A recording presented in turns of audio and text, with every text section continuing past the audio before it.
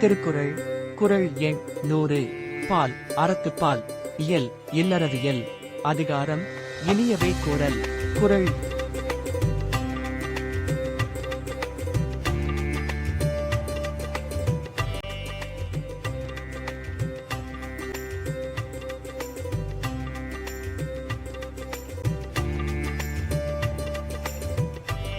எண் 100 இனிய உளவாக இன்னாத கூறல் கனிருப்பக் காய்கவர்ந் தற்று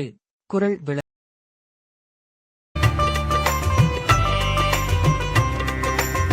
இனிமையான சொற்கள் இருக்கும்போது அவற்றை விடுத்துக் கடுமையாக பேசுவது கனிகளை ஒதுக்கிவிட்டு காய்களை பறித்து தின்பதற்கு சமமாகும்.